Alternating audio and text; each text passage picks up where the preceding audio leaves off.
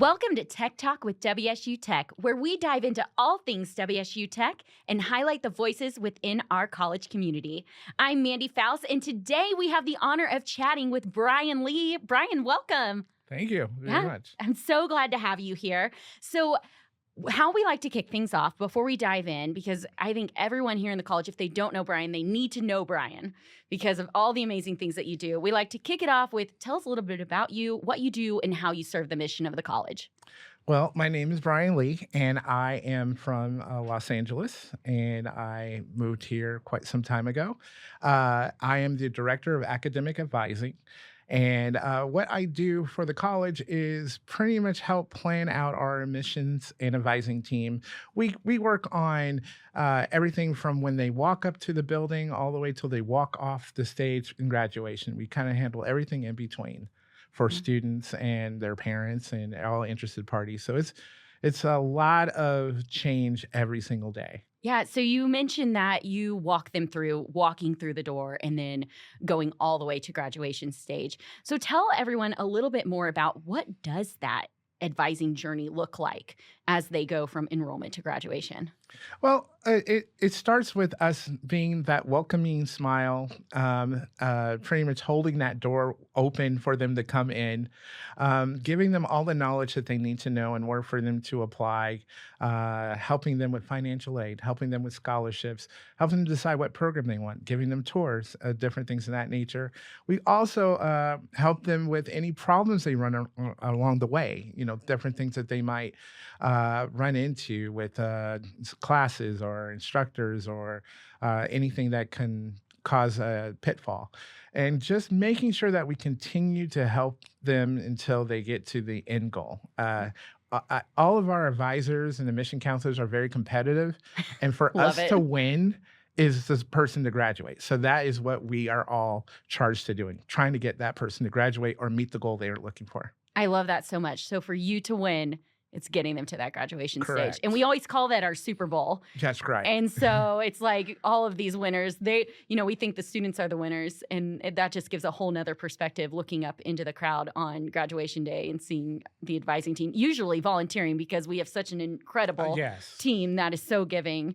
So you mentioned walking the students through. Is it more than just the students when you guys are sitting down during those advising meetings? Like, tell me a little bit about what that looks like. Yeah, a typical advising meeting usually is not the student by themselves. Usually we have interested parties, grandparents, parents, brother, sister, or someone along those lines. And what we're pretty much educating the whole group that's there. It's not just the student. We're focused on them, but everyone has questions and they all want to know different things. And it's actually good because they will think of things that the student's not thinking of.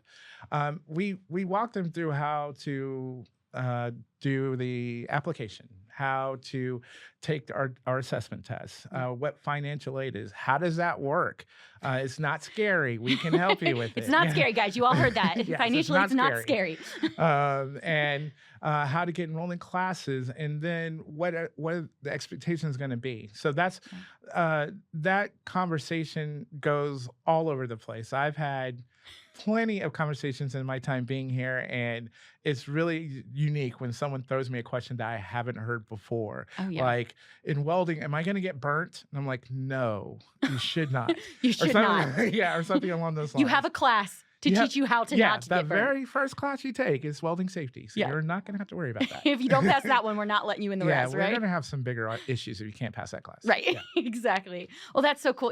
We hear a lot about as far as, having done a lot of marketing and things like that, it's, you speak to much more than the student. You're speaking to their buying committee and things like that. And so I feel like it's that natural next step of bringing them on campus and seeing that. And then when they go home, having that support system that's telling them, like, you can do this, right? Yeah, and it's the support system that actually makes it real. When you see the child that they're doing this for, or you see the family that they're doing this for, or even when we're talking about graduation in our Super Bowl and you meet the parents again after you've met them that first time and they're beaming with pride, that is what makes you say, this is why I'm here. This is why I'm doing this. I got to do this again. I got to find somebody else. almost like an evangelist. I got to go find somebody else to help and get them into classes in that That's sense. that's so incredible. I love it so much. So we talked about the support that students receive, but there's a lot of support at the college for Correct. students in support services. Can you kind of at a high level, tell us a little bit about what all of the different support services that we have for students to help make them successful? We have several. One of the big ones that we have is our Basic Needs Center. Mhm. That helps with everything that's external to the college. So if someone is struggling with food, and not having enough food, or they need help, mental health services, or anything along those lines, coats, all sorts Oh of yeah. different things. They help out in that aspect of it. We have our student accessibility program that actually advocate for the student to help them learn in class. So if they need extra time or they need different things of that nature, that service is also there. We Great. also have programs like Trio that's designed for first generation students that don't know anything about college. They just kind of stumbled in the door, and they hold their hand and they give them training, not just on school, but on other things, finances, bank accounts, different things of that nature, things that they're going to need to know once they hit it big. So I love that. we have several different areas that we are constantly adding on to, constantly stacking for students in student services. It just kind of seems like every semester we're like, oh, we're adding this now. So it's just Yeah. constantly changing. Right. Well, the needs are constantly changing That's too. exactly it. Right. So the services that we provide. So when a student, is with an advisor, let's say, I know student services encompasses a lot, but when they're with an advisor, since that's mainly your world, right? What does that conversation look like to get them to those services?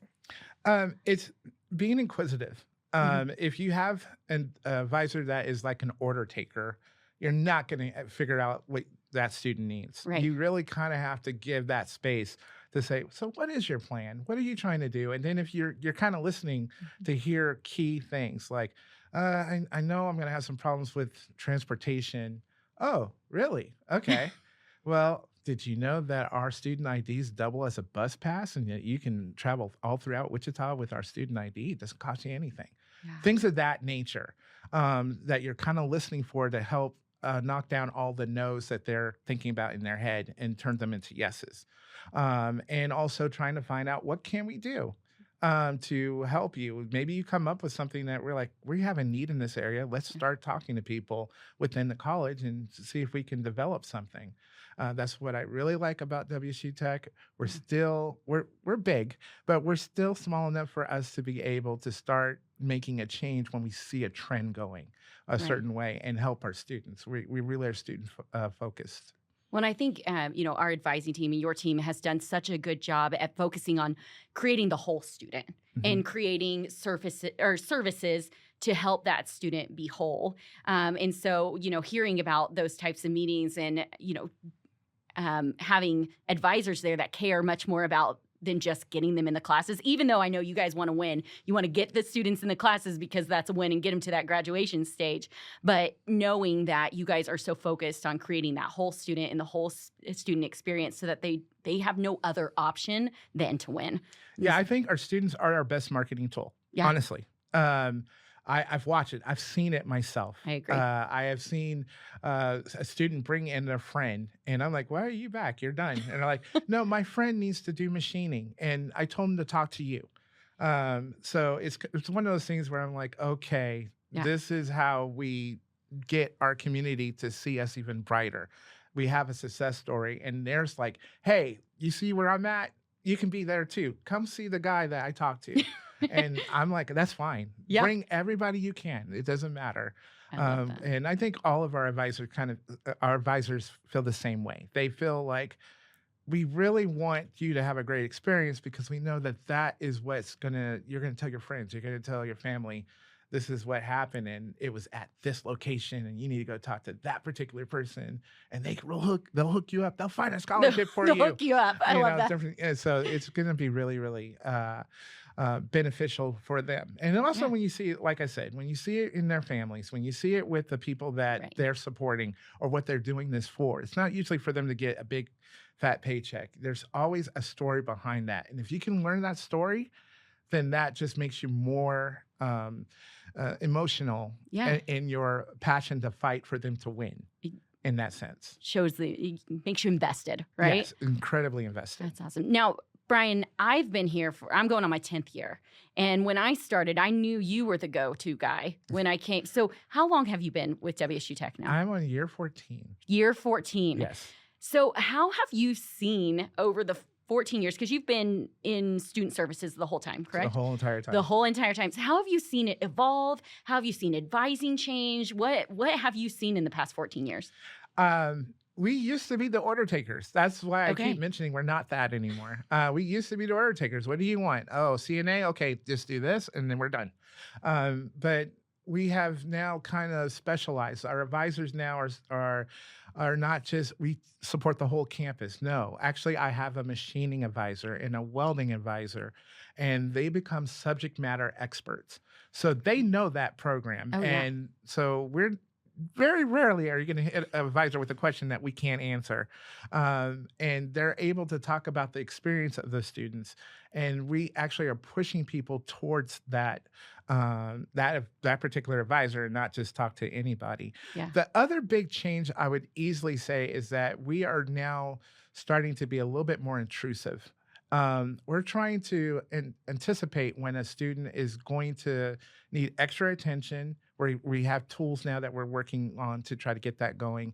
And at the same time, we're also trying to see, okay, this person was telling me that they have a lot of anxiety about big Mhm. classes. Okay, so let's find one that's not so big and see if that's successful. Let me send a follow-up email. Wait, I'm going to pop into the class. Hey, how are you doing, Johnny? Are you doing okay?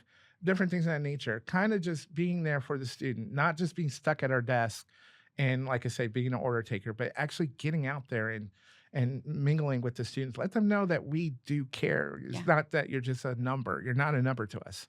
You're a Johnny. Yeah, and just because you call me Brian, you see me as the advisor, and Yeah. I see you as a student that is going to be somebody incredible in the future. So that's I think that's our biggest change I've seen in the last 14 years is that we stopped from just seeing a number and going into them being a human being that is going to impact our community, that this is going to be someone. And here's the other thing. Yeah. I've actually have students that I now work with. They are now instructors and or they work in another capacity. So I always remind them hey, you remember when I was advising you and I got to tell you what to do and now you're kind of telling me what to do. It's kind of what happened? Full circle, right? How It's did that happen? But yeah, it's also you kind of have those experiences as well, yeah. where you kind of see they're not so much just successful in the community, but they also come back and make WSU Tech even more successful, and that's amazing as well. Oh yeah, it's so cool. So, you've talked a lot about how advising has really changed from being transactional into transformational. Yeah. I'm going to say the C word. How did COVID and the pandemic change our advising? Because I remember going through that and all of us going home that week and being like, how are we going to do it? How are we going to do this? I know this is not on the script, but I'm just curious from your point of view, how did that impact the way that we advise individuals? That was fun. That was fun. It was a great time. No, but actually what we discovered is that we have to figure out, how do I get people enrolled in classes, but I can't see them physically. I can't have them physically sign a piece of paper. Yeah. How do I communicate everything in that aspect of it? And we figured it out. We use software like Adobe Sign to have them sign things digitally. Yeah. We invested heavily into Zoom and making Zoom As appointments. the world did, Yes, right? Yeah, we were basically deep into that. We utilize our software repositories in Teams and different things of that nature to share documents. We chatted like crazy. Yeah. And had group chats. And all those things that we did, funny enough, is everything that we're doing now, we have not walked away from it. Yeah. It just made our team stronger. It made us have so many more impactful moments with our teammates. I'm on a team that has about 14 people on it, and someone's asked a question, and before I get a chance to type out the answer, there's 8 other answers coming out, and I'm like, look at this. Look at this. I don't Yeah. have to do it all now. Everybody else can do it. So Wow. we kind of built ourselves a way for us to maneuver. That's another thing I love about WSU Tech. We're not stagnant. We always try to figure out a way, and that's what we had to do. And we have great leadership too. I'll name drop Laura Fowler and Justin Piper. That basically, like, guys, let's figure out something. Yes. I have a crazy idea. Do it.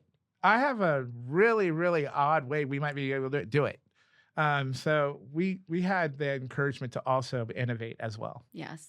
Well, that's so incredible. And I mean, watching you guys like pivot on a dime during that time when it had been a very manual, very in-person Yes. process before that, and being able to take it online and then being able to see now how that's changed and where, it's enabled our advising team to meet the students where they're at, where, you talked about transportation issues. No longer is it an issue if a student can't come to campus Yeah. to get enrolled. You guys are able to meet them where they're at. And it's really cool to see that. And just keep innovating and keep coming up with new ideas, like you were saying. Yeah, and it doesn't all have to come from the same place. Right. Sometimes it's someone brand spanking new asking, "Why do we do this?" And I'm like, "Why do we do that? I don't know. Yeah. Let's come up with something different. What do you have in mind?" Yeah. It doesn't have to be top down. It's all everybody has these great ideas that I'm just like, "Well, I can't even believe I haven't thought of this yet. Let's do it. Let's figure it out."